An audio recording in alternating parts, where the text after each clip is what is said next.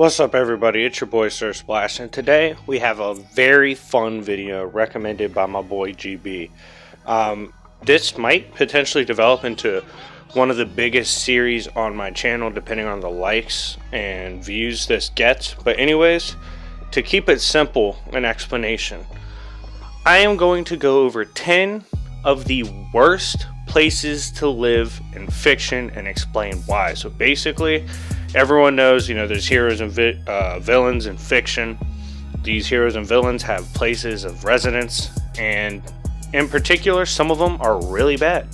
So, that being said, I'm going to go through my 10 on this video, and this 10 is in no particular order. They all suck for different reasons. So with that being said, make sure to like and subscribe if you haven't already. And comment down below if you like this series and want to see it continue. Starting off the list at number 1, Raccoon City from Resident Evil. Now, this city is absolute trash. You don't want to live here. Basically, what happened was in the 1990s, Umbrella was experimenting in the city. They had agents on the stars, and one of them was Dirty, named Wesker, who becomes basically the main protagonist. Anyways, what happened was they were experimenting. Something called the T-virus spread. At first, what happened, because this city was so popular, they had a lot of tourism, and tourists were attacked on trails by like zombified dogs. They locked down the trails. Eventually, Wesker betrays his unit. He injects himself with the T-virus. The T-virus spreads after, infects the city. This place got so bad at one point, if you haven't already gotten bodied by zombies and turned into one yourself, if you're not already quarantined off in a hospital, the President of the United States decided to just wipe out the city, bomb it. Death toll over 100,000, and it's still on lockdown because they don't want any of the virus getting out. So yeah, if you didn't die to zombies, if you didn't die to zombified animals, if you weren't killed by Wesker and his goons, if you weren't shot by the government trying to keep you inside the city so you don't escape, you were killed by that bomb. So Raccoon City, without a doubt, is one of the worst places to live. Number 2 on my list, Metropolis. Now, here's the funny thing. You might think, oh, Metropolis, you're protected by Superman, right? Well, you also have to deal with the bad guys that hate Superman. This could be in the form of General Zod. And if you think about it, just being the presence of these two fighting could level you, completely incinerate you just from the force of their blows. Doomsday might pull up on your city, decide Doomsday doesn't give a damn about you. You might get stomped out just for being there.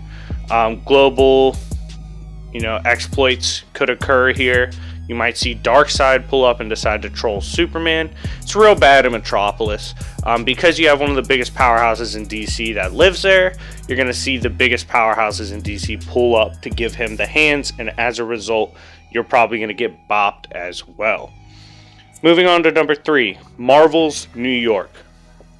This place is terrible.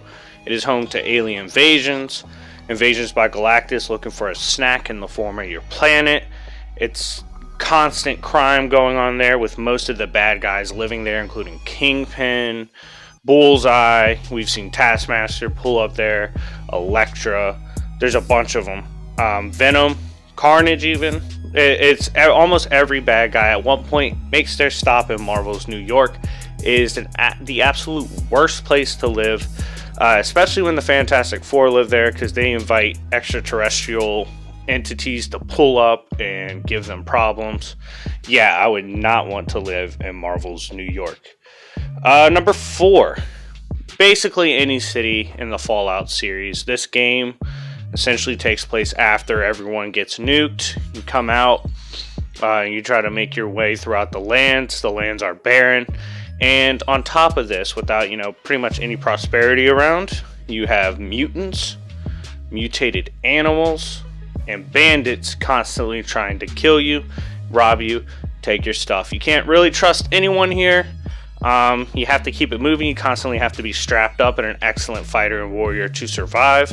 On top of that, you got to worry about radiation and stuff like that. Terrible place to live. I don't recommend moving to any city in Fallout. Number 5, this might surprise some people, but South Park. one of the most beloved comedy shows ever. South Park is also one of the worst places to live. Let me kind of go over a few things that have occurred there. Satan himself, including his animals, have invaded there multiple times before. The man-bear pig, who actually scales above Satan himself, has been there before to cause trouble, eat people, and fight Satan. Cthulhu the monster pulled up. If it wasn't for Cartman being a hood rat, they would have been in serious trouble.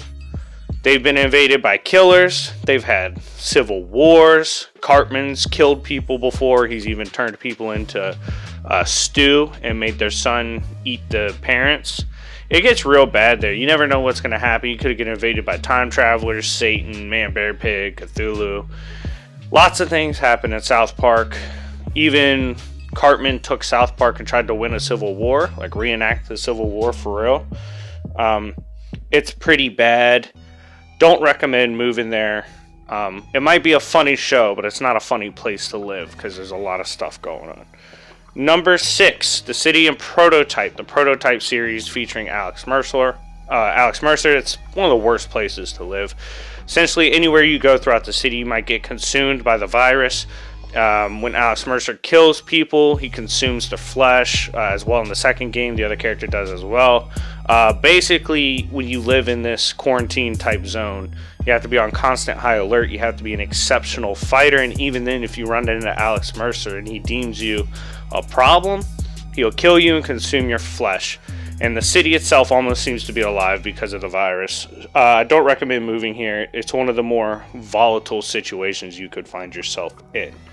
Number 7, any of the main cities in the Gears of War franchise. What happened was, at one point in the series, to really kick off the war, they were completely overrun and invaded by massive monsters and their vehicles and creations and giant city-destroying worms.